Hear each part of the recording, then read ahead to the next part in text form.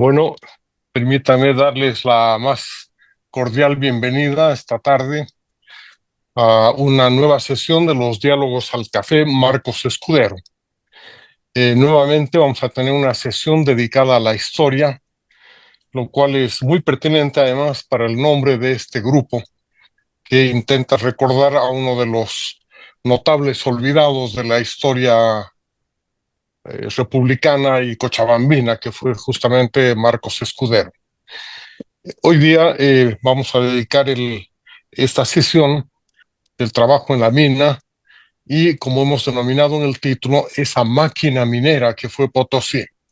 Y lo hacemos a partir de la exposición que nos va a hacer Rosana Barragán Romano, que acaba de publicar un libro extraordinario en tamaño, en magnitud y en ambición histórica y de conocimiento, que se llama El Imperio del Trabajo.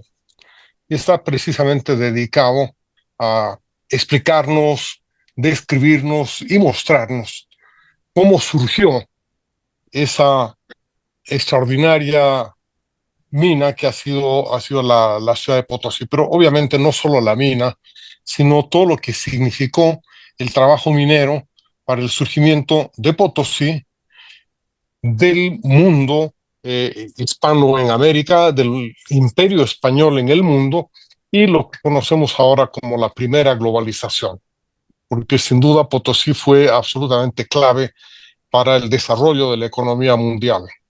Rosana Barragán es historiadora, tiene un doctorado en historia y es todavía profesora en la Universidad de San Andrés en La Paz, ha sido directora del Archivo Departamental de La Paz y es miembro de la coordinadora de historia, que también ha hecho unas publicaciones muy buenas sobre la historia del país en varios tomos y este año traducidas en un libro de un solo tomo, que lo hemos trabajado, lo hemos discutido también en una sesión anterior de Diálogos al Café, Marcos Escudero. Y nos va a acompañar para motivar un poco la reflexión, el debate y las preguntas el sociólogo Mario Murillo, que por esta vez ha abandonado una de sus pasiones, que es el fútbol, para dedicarse a tratar de ayudarnos a discutir y ver la actualidad de la historia, porque la verdad es que muchas veces mucha gente piensa que la historia es una cosa pasada, una cosa del pasado, pero creo que la lectura del libro y la interpretación que nos va a hacer Mario nos va a demostrar que el pasado está muy presente y más presente de lo que uno cree. Y posteriormente le voy a invitar también un rato, un momento a comentar a Rodolfo Erostegui, que escribió un pequeño libro sobre Potosí en la actualidad. Entonces, creo que con estas tres miradas vamos a poder tener una comprensión mucho más clara, más profunda y más precisa de cómo surgió la minería potosina, cuál fue su impacto para la constitución de Charcas y del virreinato del Perú y de el Imperio Español también, durante que duró pues más de 3 siglos y que tiene todavía una presencia muy grande en la vida cotidiana de todos nosotros. No voy a entrar en más preámbulos. Ustedes han recibido unas preguntas motivadoras. Como saben muy bien también los panelistas, esas preguntas no son una camisa de fuerza. Si no quieren, simplemente no las responden y presentan lo suyo. Perfecto. Gracias, Rodolfo. Lo que me parecía importante mostrar ahora es que esta imagen de la máquina que presenta Rosana a partir de su trabajo tiene mucha vigencia hoy y que la enorme cantidad y formas de trabajo que ella detecta en su libro tiene también mucha vigencia. Pero yo quisiera, antes de darle la palabra nuevamente a Rosana, porque todavía no veo a nadie que levante la manito del Zoom, quisiera plantearle una pregunta.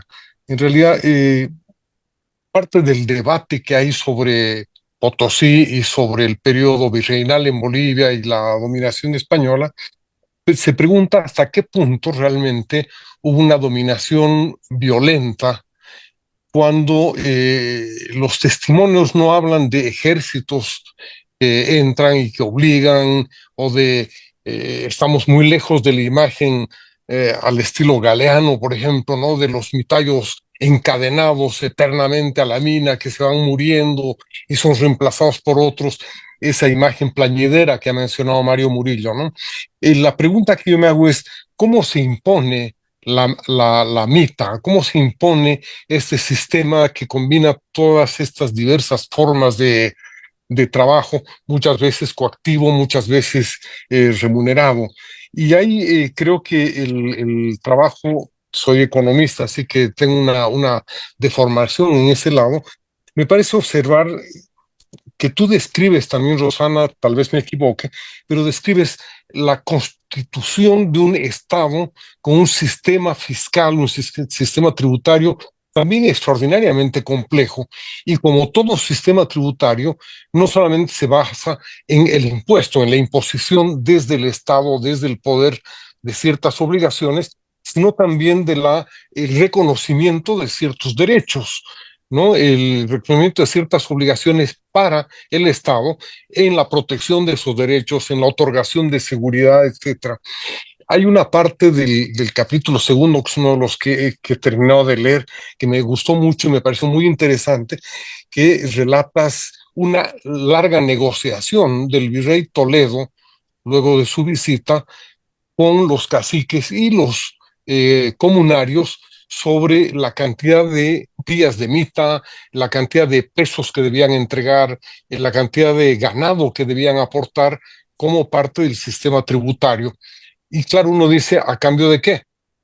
¿Qué es lo que le daba el Estado colonial o el Estado virreinal a ese comunario para que ese comunario vaya en ciertos periodos a cola para ir con su mujer y con todo a servir a la mitad potosina? ¿Qué recibía a cambio? Era solamente el título de propiedad, el reconocimiento de sus derechos, lo que sin duda era ya muy importante, porque claro, con la introducción de la escritura y los jurados independientes y los tribunales independientes, como la propia audiencia de Charcas, se presenta un cambio fenomenal en la zona, ¿no? Ya no necesitas andar armado para defender tu terreno, es suficiente mostrar el título y quejarte ante un tribunal, ¿no? Y hacer que ese tribunal obedezca. Pero me gustaría que nos relates un poco más en detalle, Rosana, este proceso de la creación de la máquina, ¿no? No solamente cómo funciona la máquina, sino cómo se fue construyendo y cómo fue integrando a, tú misma lo has dicho, una extensión de terreno que iba pues desde lo que hoy es medio Perú hasta el norte argentino, buena parte de Chile, etcétera, ¿no? ¿Cómo se logra armar la maquinaria y qué rol juega en esto este proceso de negociación tributaria que describes de manera tan interesante en en el libro? Rosana, ¿estás todavía por ahí? Te Micrófono. ruego abrir el micrófono. Sí, eso es. Ahora sí. Bueno, muchas gracias, Roberto, por abrir la palestra.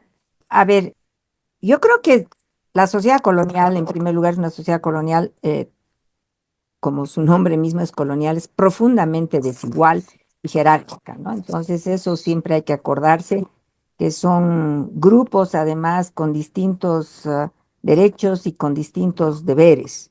Entonces, ese es el sistema colonial, básicamente, y que se ha impuesto, yo ahí o sea, más bien voy a citar a trabajos y autores, otros autores, desde fundamentalmente las políticas del virrey Toledo, y el virrey Toledo es por eso que ha sido visto o un tirano o el supremo hacedor del sistema colonial, ¿no? Las dos perspectivas. Creo que ha sido un sistema que se ha basado, por un lado, en un conocimiento absolutamente detallado de las sociedades y la economía de las comunidades indígenas, ¿no? Lo que muestro yo, por ejemplo, en el segundo capítulo, que se basa en una visita que hicieron las autoridades coloniales a los Lupaca, que era todo el territorio al oeste del lago Titicaca, lo que desde Puno, diríamos, hasta el Desaguadero, y donde ven exactamente no solamente la cantidad de gente, la cantidad de población, sino también cuánto tributo pagaban para el Inca, cuáles eran las categorías laborales, quiénes iban, cómo iban. Entonces, Toledo fue el que instituyó el sistema basado indudablemente en lo que había existido antes, es decir, en el imperio incaico y en la coexistencia entre estas comunidades y dentro del imperio incaico. Entonces, es una situación, diríamos, que se basa en una sociedad estatal, una sociedad también que imponía el tributo, como la de los incas, y la clave ha sido la imposición, en el caso ya español, del tributo no solo en productos, sino el tributo en dinero, ¿no? Entonces, para pagar el tributo en dinero, es que estas comunidades tenían que ir incluso a Potosí a vender su fuerza de trabajo para justamente tener el monto de dinero que tenían que pagar como tributo fiscal a la corona. Y esto ha sido analizado justamente por Tristan Platz, ¿no? Es lo que llama el pacto de reciprocidad entre los ayllus y el Estado, ¿no? Su libro más reciente, antes de que fallezca, se llamaba El techo tributario, me parece, o algo así, pero que habla justamente de toda esta fiscalidad y este pacto entre las comunidades y el Estado, que se daría, y aquí no es mi trabajo, sino la de justamente Tristan Platt, que se basaría en el reconocimiento de los territorios y de las tierras que tenían las comunidades, ¿no? Entonces, esa ha sido la base, me parece, para poder establecer este relacionamiento entre comunidades y ellos. Pero indudablemente hay una experiencia de Estado previa que ha sido muy importante, ¿no? Y creo que no podemos negar tampoco la violencia que se ha dado. No existían indudablemente ejércitos, pero había mucha violencia también, ¿no?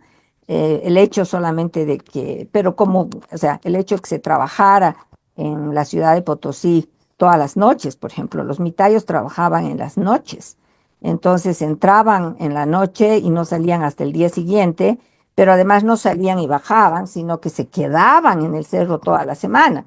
Entonces, era un trabajo bastante, lo menos que podemos decir es que era bastante duro, como eran las condiciones también laborales en Potosí y como eran también las condiciones laborales en otros países o en otras regiones, en otras monarquías, en la misma época y en los mismos periodos, ¿no?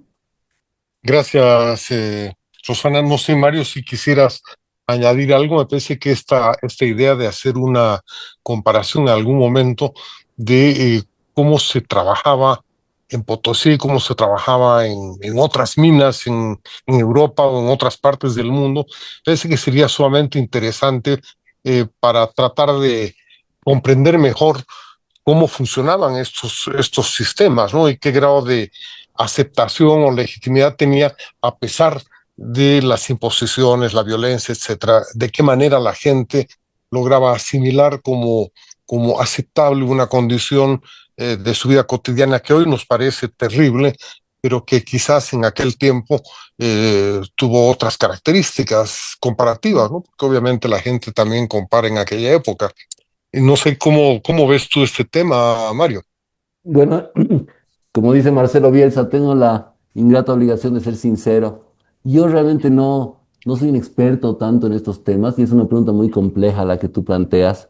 Em, lo que sí me parece es que el arte en esos análisis, y yo creo que también lo logra Rosana, es un poco lo que decías tú al final, me parece que muchos de nuestros análisis pecan de anacronismo, ¿no? Entonces tratamos de comprender desde nuestros principios contemporáneos procesos muy complejos en momentos anteriores, digamos, ¿no ve? Y claro, esa es una pregunta siempre muy difícil sobre cómo se construye el orden social y la dominación. Mm, yo realmente no tengo una respuesta ahí concreta y mentiría planteando algo muy sobre la marcha, pero lo que sí me parece es que eh, la- lo que por lo menos pensaría yo más en términos metodológicos y de análisis, que es me da la impresión que usualmente cuando se reproduce el pasado, se toma en cuenta sobre todo una determinada tipo de actores, digamos, ¿no ve? Pienso, por ejemplo, yo pensaría que hay como tres, y esto es una idea de Alison Spedding, hay como tres formas muy convencionales de ver la historia en Bolivia. Por ejemplo, para volver acá, uno pensaría en toda esa mirada marxista, digamos, que divide el mundo entre burgueses y proletarios, que tuvo muchas, digamos, la obra de Lora y demás. También la importancia de toda la historia indianista, ¿no? Que reproduce también una dicotomía entre indios y blancos, y la historia nacionalista, digamos, desde tiempos de la MNR. Entonces, ahí me parece que en todas estas miradas siempre hay un privilegio de ver el punto de vista de determinados actores dependiendo de la tendencia política. En el caso de Rosana, yo creo que nos permite comprender un poco mejor las maneras de construir esta, por decirlo así, hegemonía y orden. Lo que ella plantea es como escucha a todos, por decirlo así, abre la investigación a una trama muy diversa de actores. Entonces, lo que para, por ejemplo, lo que fue un motín ilegal para el poder político, para los cachas, es una insurrección necesaria por los abusos de frente que matan a determinado un joven cacha, en este caso concreto, ¿no? Entonces, yo no tengo la respuesta, pero me parece que la respuesta habría que construirla, una cosa que no solemos hacer, realmente incorporando todas las visiones, o por lo menos una trama amplia de visiones sobre una situación de hegemonía, como en este caso, en vez de a priori circunscribirnos en a veces los vencedores o los vencidos, los subalternos o los hegemónicos, y más bien pensar un poco lo que plantea también un poco Silvia Rivera Cusicanqui, ¿no? Una cadena colonial de dominación y no tanto una expresión mecanicista, ¿no? Ahora, en términos concretos, yo no tengo la respuesta para una pregunta que, de hecho, yo creo que es muy difícil de responder sobre cómo se construye esa hegemonía en el pasado, en procesos tan violentos y también difíciles, ¿no? Gracias. Rosana estaba levantando la mano. No sé, Rosana, si quieres intervenir ahora o esperamos el comentario o la Esperamos. pregunta de Elizabeth. Elizabeth, por Sí, favor, sí. enciende tu cámara y te doy el micrófono. Adelante. Sí, bien. Muchísimas gracias, Rosana. Tan interesante. Yo definitivamente tengo que leer tu libro. Una cosa que me ha parecido muy interesante es la mención que haces a Acemoglu y Robinson con su libro ¿Por qué fallan los países? Y bueno, han obtenido el premio Nobel a en economía, precisamente por decir que la historia es importante para entender la economía, ¿no? Entonces, como tú bien decías, ellos identifican instituciones extractivas, inclusivas, y en las extractivas está el ejemplo de la Mita en Potosí. Y puede contar una historia bien interesante, porque con instituciones extractivas no puedes lograr el crecimiento, peor la sostenibilidad a lo largo del tiempo. Esa es una de sus conclusiones. Y claramente Potosí, el departamento y particularmente la ciudad, es un ejemplo de eso, ¿no? O sea, el año pasado veía estadísticas sobre los ingresos que ha recibido Potosí por regalías y es uno de los más altos. Está Potosí, La Paz, Oruro ya no es tan importante en ese sentido, pero con ingresos muy significativos, muy altos, que vienen de la minería, que vienen de la explotación del Cerro Rico, pero que no se traducen no sé, construcciones, en distribución, bueno, en bienes públicos, digamos, en la ciudad. Precisamente Potosí actualmente no cuenta con un aeropuerto internacional aeropuerto nacional, ni siquiera internacional, que lo conecte con Bolivia, ¿no? Que es una de las quejas de los potosinos. Entonces, desde la perspectiva de Acemoglu y Robinson, es un ejemplo bien interesante de cómo estas instituciones podrían haber dado lugar a la construcción de un contexto institucional que se traduzca en la falta de crecimiento y en lo que se ve actualmente en la ciudad de Potosí. Como tú nos muestras, bueno, en la exposición, que en realidad no es tan simple ver a la MITA como una institución extractiva exclusivamente, ¿cuál sería tu lectura Ujú. de por qué es importante la historia, definitivamente, y contrariamente, por ejemplo, a lo de Acemoglu, ¿no? Entonces, ¿cuál sería tu lectura para tratar de entender el actual contexto y deterioro económico del departamento y particularmente de la ciudad? Bueno, Gracias, Elizabeth. Adelante, Rosana. sí, ahora sí, me voy a explayar un poquito. Gracias, Elizabeth, por la pregunta. Primero, yo quisiera señalar que Daron Acemoglu y Robinson están vinculando y hablan de las instituciones extractivas y es indudable, pero creo que se mezclan varias cosas simultáneamente. Primero, y eso estoy absolutamente segura, tienen una lectura, ¿no es cierto?, del proceso colonial español totalmente esquemática y casi caricaturizada, ¿no? En general, hay también estas lecturas más británicas, digamos, diríamos, por decir así, por identificar de alguna manera, o norteamericanas, que ven, ¿no es cierto?, que el sistema español habría concentrado el poder, habría concentrado la riqueza, y cuando hablan de concentración del poder y de la riqueza, están hablando, por ejemplo, de la concentración de la tierra, ¿ya? Pero el caso justamente de la mita en Potosí es que se hacía mita, pero no son personas que han sido desposeídas de sus medios de producción. Los latifundios son un proceso mucho más decimonónico que colonial. Entonces, ¿dónde está, no es cierto, esa concentración de la propiedad de la tierra? Entonces, no es cierta. Segundo, ven al sistema español como un sistema también absolutamente, unas monarquías absolutamente absolutistas, ¿no? Y hay varios trabajos, como por ejemplo los Irigoyen y su colega, que han mostrado, se llama bargaining, la fiscalidad, es decir, negociando la fiscalidad, ¿no? Y donde han mostrado que en los hechos, ¿no es cierto?, son monarquías mucho menos absolutistas de lo que se pensaba. Nadie duda que la plata fluía y ha fluido hacia afuera, como fluye hoy todos los minerales y como fluye hoy el oro. Entonces, la situación colonial solamente no es, ¿no es cierto?, la razón de solo el atraso de Potosí, es la situación colonial más todo lo republicano, más todo lo actual, diríamos, ¿no? Por un lado.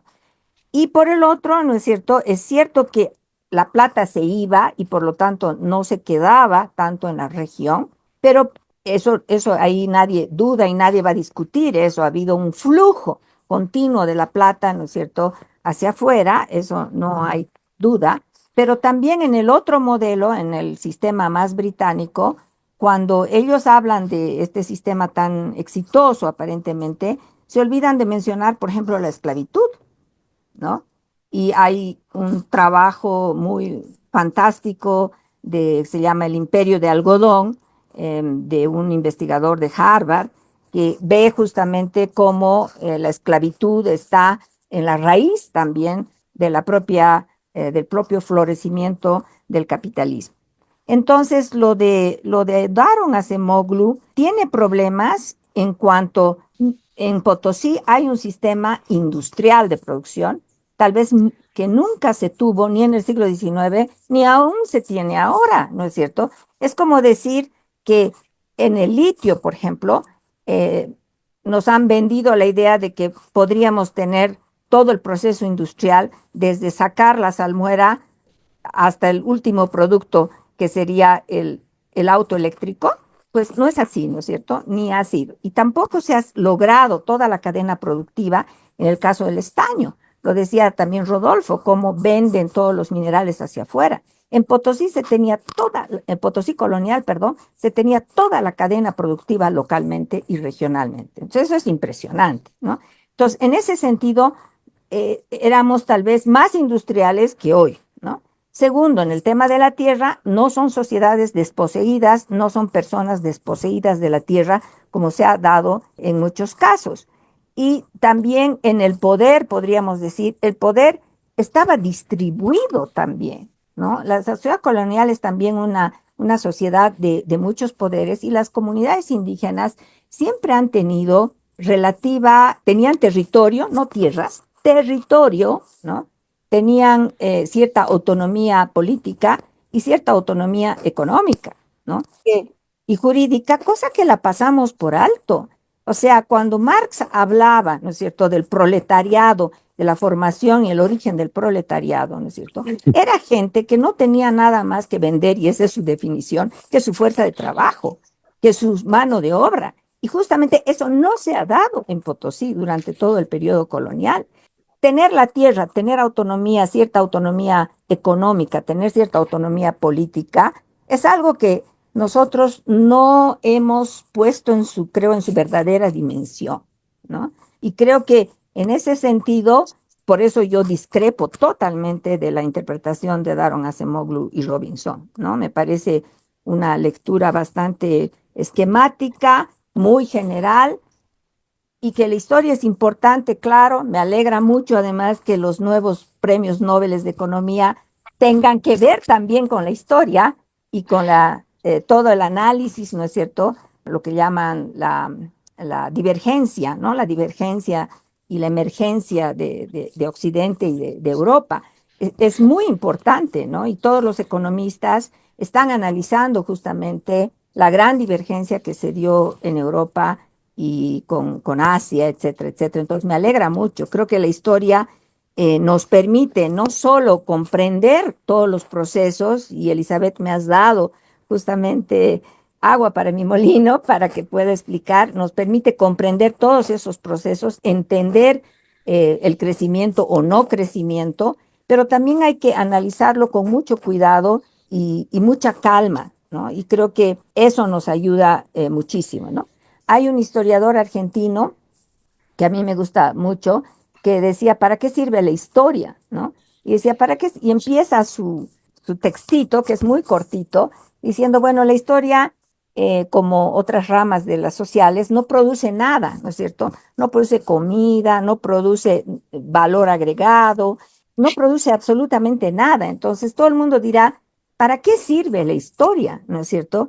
Entonces se llama la historia, la utilidad de la historia. Entonces, ¿para qué es útil la historia? Se pregunta, ¿no? Y lo que él dice, y me parece, y yo comparto plenamente esa visión, ¿no es cierto? La historia nos sirve para pensarnos, para pensar nuestro proceso, pero creo que también en ese pensar ese proceso hay que tomar en cuenta lo que decía Mario, y hay que ser muy cuidadosos con los anacronismos, por un lado, y también con la dictadura de la coyuntura, yo le llamaría, ¿no? Porque vivimos mucho en la coyuntura. A ver, ¿qué nos dice tal cosa sobre hoy el presente?